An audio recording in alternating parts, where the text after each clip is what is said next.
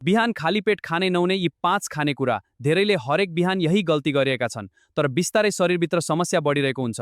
आजदेखि सावधान बन्नुहोस्, ध्यान दिएर सुन्नुहोस्। नमस्ते, म डाक्टर प्रकाश। यो भिडियो अन्त्यसम्म हेर्नुहोस् र यस्तै स्वास्थ्य सम्बन्धी जानकारीका लागि मलाई फलो गर्नुहोस्। बिहान उठ्ने बित्तिकै हाम्रो शरीर निकै संवेदनशील अवस्थामा हुन्छ। त्यो बेला गलत खाना खायो भने रगतमा चिनी अचानक बढ्छ, पेट छिट्टै फेरि भोक आउँछ, दिनभर थकान हुन्छ अनि बिस्तारै मोटोपना, ग्यास्ट्रिक र मधुमेहको जोखिम पनि बढ्न सक्छ। मेडिकल अनुसन्धानहरूले पनि यस्तै कुरा देखाएका छन्। पहिलो, चिनी धेरै भएको चिया वा कफी खाली पेट पिउँदा पेटमा एसिडिटी बढ्न सक्छ र शरीरमा अचानक चिनीको मात्रा बढेर केही समयपछि ऊर्जा घटेर थकान महसुस हुन्छ। दोस्रो, बिस्कुट, डोनट र पेस्ट्री जस्ता मैदा र चिनी धेरै भएका खानेकुराले पेट छिट्टै बढ्छ तर केही समयमै फेरि भोक लाग्छ र तौल बढ्ने सम्भावना पनि धेरै हुन्छ।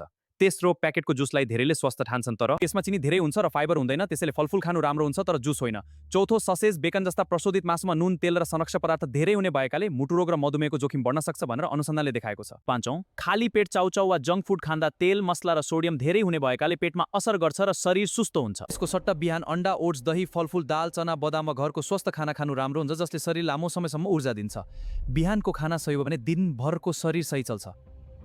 यो भिडियो आफ्नो परिवारलाई पनि पठाउनुहोस्। धेरैले हरेक बिहान यही गल्ती गरिरहेका छन्।